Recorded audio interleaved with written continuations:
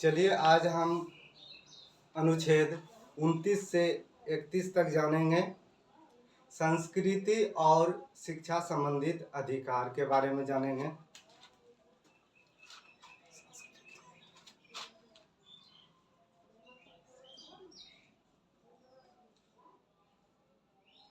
संस्कृति और शिक्षा।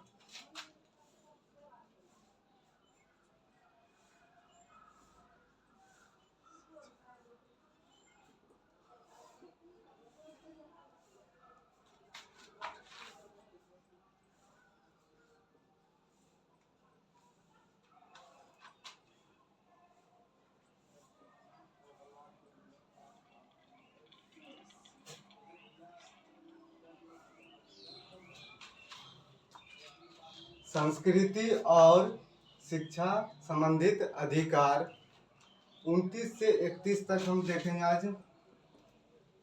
पहला बोलते हैं अनुच्छेद 29 में।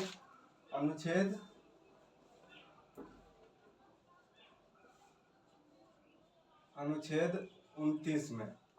29 में क्या कहते हैं? अल्पसंख्यक वर्गों के हितों का संरक्षण। अल्पसंख्यक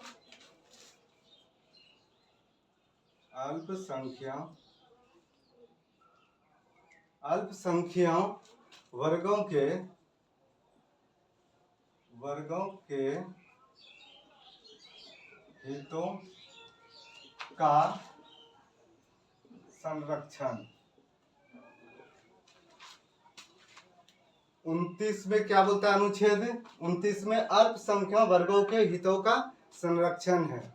तो 29(1)(a) में क्या कहती है? अनुच्छेद 29(1)(a) में कहती है कि भारत के किसी भी भाग में रहने वाले नागरिक को किसी भी वर्ग का जिसकी अपनी विशिष्ट भाषा या लिपि या संस्कृति हो या है, उसे बनाए रखने का महत्वपूर्ण पूर्ण अधिकार है। क्या बोलता है 29(a) में? 29(a) में क्या बोलते हैं कि भारत के किसी भी नागरिक को अपनी भाषा और लिपि संस्कृति कायम रखने का पूर्ण अधिकार है। ये 29(a) में कहता है। और 29(b) में क्या कहा गया? 29(b) नहीं, ये 2 बोल सकते हैं। 29(2) या b। 29 राज्य द्वारा प्राप्त किसी भी शिक्षण संस्था में प्रवेश से किसी भी नागरिक को केवल धर्म या मूल वंश जाति भाषा के आधार पर वंचित नहीं किया जाएगा। ये 29(2) में कहती है सरकार कि आप किसी भी व्यक्ति का जो है जाति, मूल वंश या भाषा पर शिक्षा का जो है बंटवारा नहीं कर सकते, या तो उसे वंचित नहीं कर सकते, उसे दे नहीं सकते हैं। ये 29(2) के तहत है। 29 अनुच्छेद अब देखेंगे अनुच्छेद 30। अनुच्छेद 30 में क्या कहती है? शिक्षा संस्थाओं की स्थापना। शिक्षा संस्थानों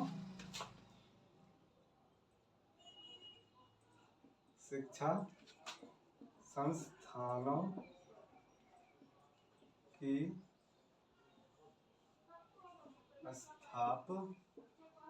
स्थापना से और प्रशासन करने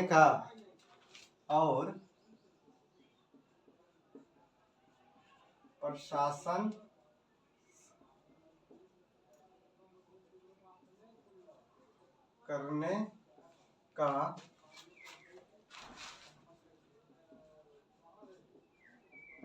अधिकार।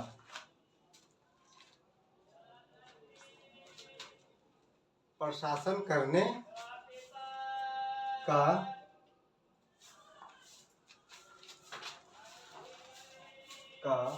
करने का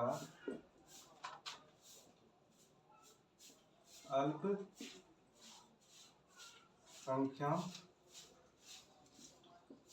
वर्गों का अधिकार। अनुच्छेद 30 में क्या कहती है? किसी भी संस्थाओं की स्थापना और प्रशासन करने का अधिकार अल्पसंख्यक वर्गों का अधिकार है। अल्पसंख्यक पहले क्या होती है, पहले ये समझेंगे। अल्पसंख्यक क्या होती है? अल्पसंख्यक में हिंदू छोड़ करके जैसे सिख, जैन, बौद्ध और इस्लाम धर्म के जितने भी आदमी हैं, लोग हैं, इसे अल्पसंख्यक कहते हैं। तो वो अपने संस्था में शिक्षा दे सकते हैं, ये अधिकार है। अपना संस्था स्थापना कर सकते हैं और प्रशासन करने का भी अल्पसंख्यक का अधिकार है। ये अनुच्छेद 30 के तहत है। अनुच्छेद 30A में क्या कहती है? अनुच्छेद 30A में कहती है धर्म या भाषा पर आधारित सभी अल्पसंख्यक वर्गों के अपनी पसंद के शिक्षा संस्थाओं की स्थापना या प्रशासन करने का अधिकार है। अनुच्छेद 30A में कहती है, क्या बोलती है? ए में कहती है कि धर्म या भाषा पर आधारित सभी वर्गों के, अल्पसंख्यक के वर्गों के अपनी जो पसंद की शिक्षा संस्थाएं स्थापना कर सकते हैं। इसे कोई रोक नहीं सकता है, इसके बीच में अड़चन नहीं डाल सकते हैं और इसमें प्रशासन करने का भी अधिकार है। अब अनुच्छेद जो है 30(2) में कहती है, 30(2) में कहती है कि सहायता देते समय किसी भी शिक्षा, जिस समय राज्य सरकार अल्पसंख्यक को सहायता देती है शिक्षा संस्था के साथ, तो इस आधार पर मतभेद ना करे, सबके साथ अल्पसंख्यक के साथ बराबर से आप देखें। अनुच्छेद 30(2) में कहती है, ये नहीं कि भाषा या तो जाति लेकर के या धर्म लेकर के उसके साथ भेदभाव करे संस्था शिक्षा में, ये अनुच्छेद 2 में अनुमति नहीं देती है। अनुच्छेद हम जो है 31 देखेंगे। अनुच्छेद 31 में क्या कहते हैं? अनुच्छेद 31 में संपत्ति का अधिकार,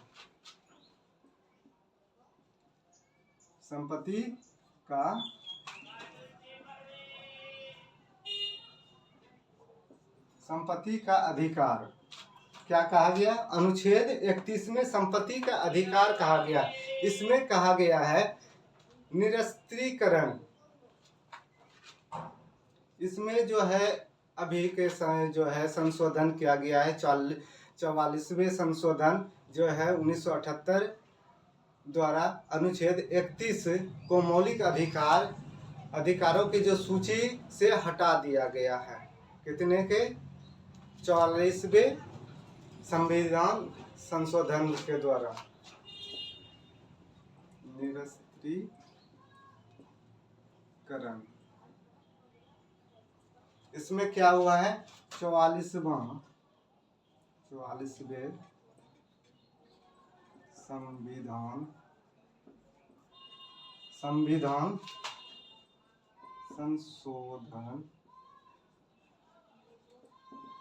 संविधान संशोधन जो है 78 द्वारा अनुच्छेद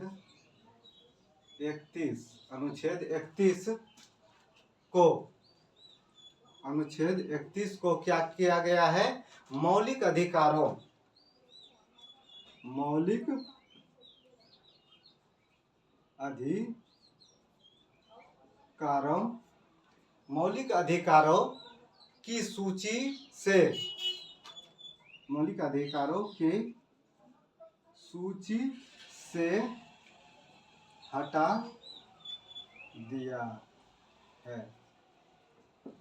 मौलिक अधिकारों की सूची से जो है अनुच्छेद 31 को क्या किया गया है, हटा दिया गया है। कितने संविधान संशोधन हुआ, 44वें, कब का है, 1978 के तहत। और वर्तमान स्थिति में जो है संपत्ति का अधिकार एक मौलिक अधिकार ना रह करके केवल एक जो है विधिक अधिकार है, जो जिसे हम संविधान अनुच्छेद 301 के तहत जो है रखा गया है।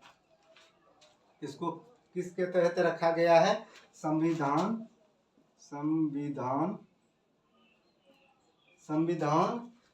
जो है अनुच्छेद 301 के तहत रखा गया है। अनुच्छेद 301 के तहत रखा गया है। तो इसमें कुछ जो है उपखंड रहा है, अनुच्छेद का जो बचा है ABC तक है, तो ये उपखंड है। तो एग्जाम में तो ये पूछे जाते हैं अक्सर, SSC सब में इस तरह का पूछे जाते हैं अनुच्छेद।